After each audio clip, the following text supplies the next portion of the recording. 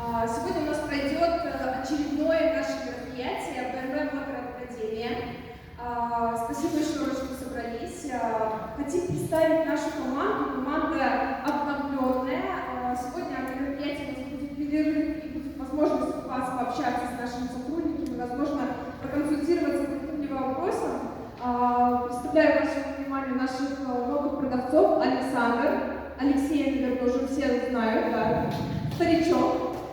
Сергей и Илья. Илья у нас и продавец, и консультант сервиса, поэтому вы всегда можете по техническим вопросам к нему обращаться. Меня зовут Екатерина, начальник отдела маркетинга. Команда моих администраторов тоже вас всегда проконсультирует и поможет сделать какие-то госпитальные вещи, поэтому обращайтесь. Сегодня у нас в гостях Иван Пампилов. Я думаю, что представлять Ивана не нужно, все его знают. Приветствуем Ивана.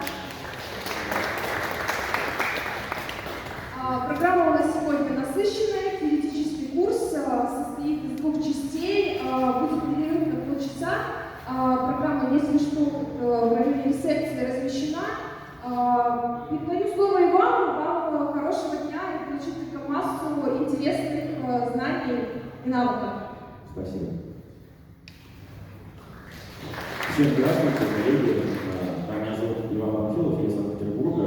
Там я являюсь руководителем основателем мотошколы «Городик». Мы являемся официальными партнерами BMW Motorrad, Harley Davidson и Indian в Санкт-Петербурге. Ну и, в общем-то, в России тоже мы проводим очень много тренингов, посвященных именно мотороллерной подготовке, плюс специализируемся больше на направлении большими мотоциклами, именно тяжелыми турингами. Вот.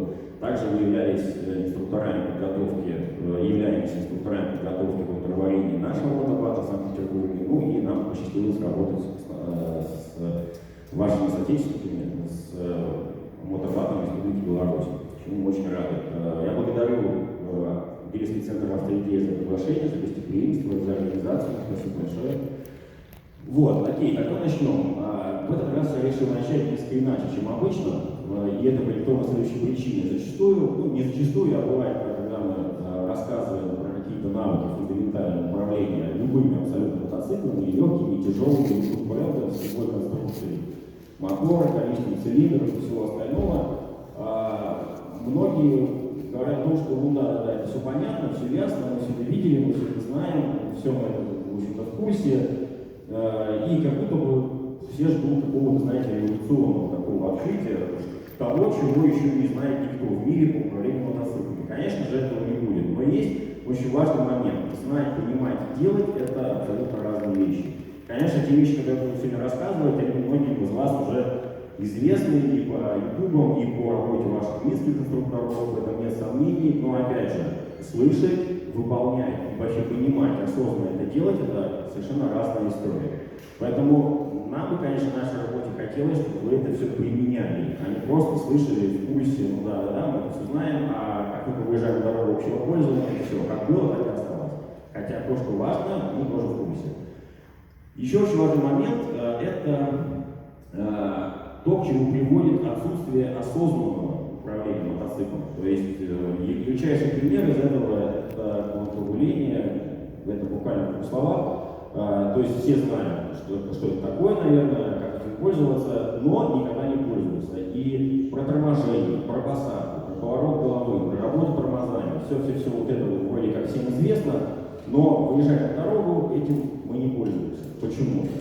И все это приводит к тому, что возникают очень-очень неприятные ситуации с существенными и плачевными последствиями. Поэтому для того, чтобы раз и навсегда мы с вами разобрались, к чему приводит отсутствие навыков уверенного управления, либо только приблизительное понимание этого, давайте мы начнем с анализа, который был, к сожалению, лишь в 1981 году в Америке. К сожалению, с тех пор не было ни одного, в России точно, ни одного исследования, посвященного мотоДТП, которое можно было бы рассматривать всерьез. А вот один из исследователей Гарри Хёрд в 1981 году проанализировал 1200 мотоаварий. Он выезжал, смотрел, анализировал, что предшествовало этому ДТП, какие были последствия, какие были погодные условия, сколько было участников и так далее, и так далее, и так далее. И он представил доклад, где было подробно диаграммы видите в процентном соотношении определено, как происходит мотодТП. Поэтому давайте мы с этого с вами и начнем. Итак, 80.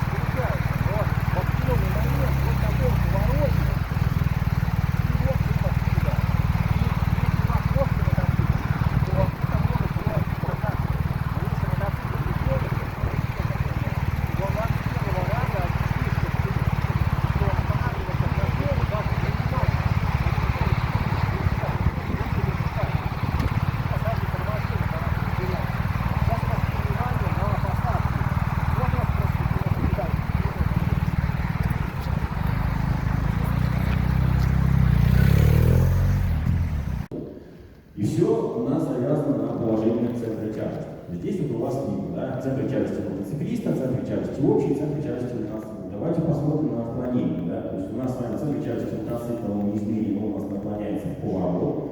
Центр тяжести мотоцикла, он я могу видеть профессионалами, то есть у вас покрышка асфальт не держит, то вы будете чувствовать себя очень-очень неуверенно. Мотоцикл будет тяжелее ходить. Терять траекторию, вы будете все время двигаться по траектории, которая вам не совсем понятна, не совсем ожидаема. Замаживаться, здесь можно схватить теоретически, можно не схватить, так называемая проблема как функция. Вы, наверное, все слышите, а перезагрузка он вас быстренько может раскачать. Поэтому, конечно, и холидейс об этом речь идет. То есть, если 10 градусов, это смещение тела в поворот. Но для того, чтобы это выбежать эту траекторию, но изменив посадку, по ошибке, по незнанию, вам придется наклонять его глубже. Часть ушла назад, предположим, сколько